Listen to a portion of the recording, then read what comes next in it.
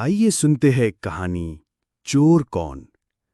रणथंभौर एक बड़ा घना और हरा भरा जंगल था। वहां हर प्रकार के जानवर, हाथी, बंदर, हिरन, खरगोश, लोमड़ी, उल्लू, भालू और बहुत सारे पक्षी मिलजुल कर रहते थे। सब एक दूसरे की मदद करते थे और अपने राजा शेर सिंह पर गर्व करते थे, जो ना सिर्फ बलवान थे बल्कि न्यायप्रिय और दयालु भी। एक शाम पेड़ों की छांव ने जानकर बैठकर बातचीत कर रहे थे। हाथी गंभीर होकर बोला, कितना सुंदर है हमारा जंगल, शांति है, प्रेम है, सबसे बढ़कर हमारे राजा शेर सिंह का न्याय है।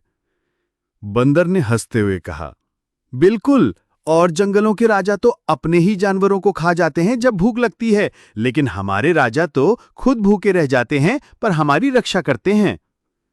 हिरन मुस्कुराई, हमें गर्व है कि हम रणथंभौर जैसे जंगल में रहते हैं।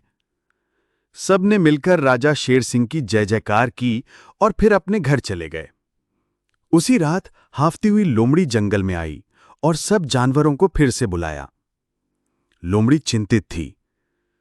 भाइयों सुनो, मैंने पास वाले जंगल में चोरी की खबर सुनी है। मेरी बहन वहां रहती है, वही बता रही थी।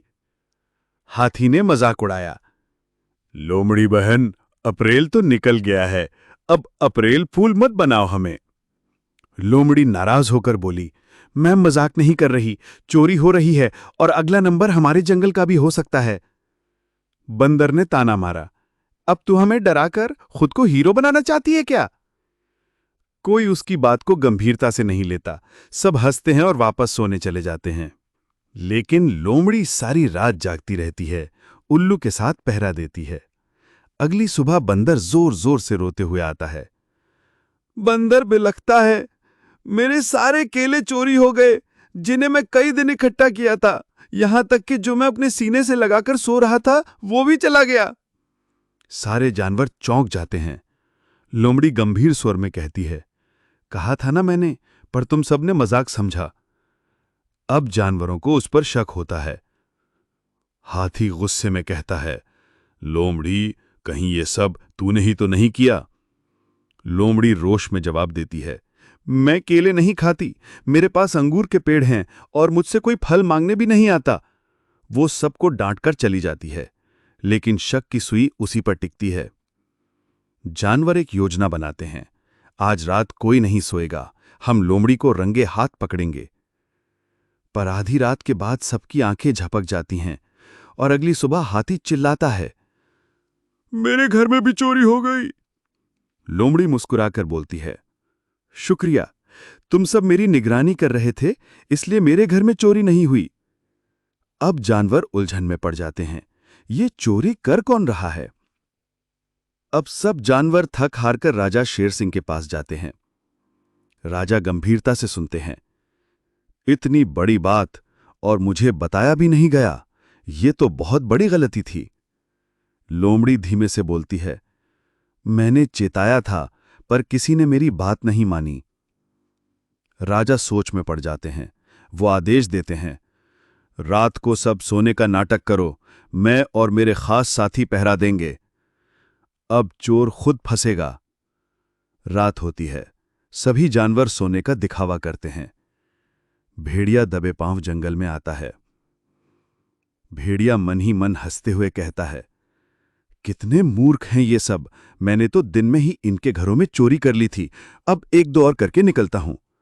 वो पहले बंदर के घर जाता है, फिर हिरन के घर और आखिर में खरगोश की गुफा की तरफ बढ़ता है।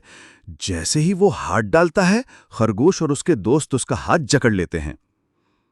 पीछे से शेर सिंह दहाड़ते हैं, तो तू है वो चोर, तूने समझा था तू बच जाएगा, आज तुझे सजा जरूर मिलेगी।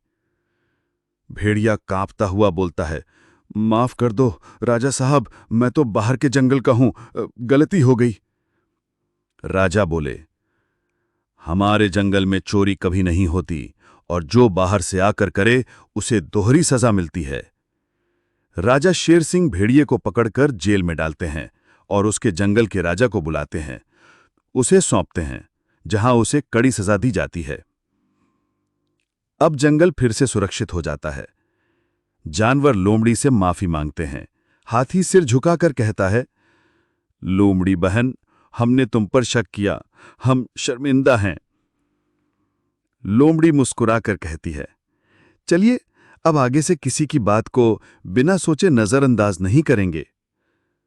शिक्षा: चोर कितना भी चालाक क्यों ना हो, एक दिन पकड़ा ही जाता है, और किसी की चेतावनी को मजाक समझना कभी-कभी बड़ी मुसीबत बन सकता है। ऐसे वीडियो देखने के लिए हमारे चैनल को लाइक, शेयर, सब्सक्राइब करें और बेल आइकन दबाना ना भूलें।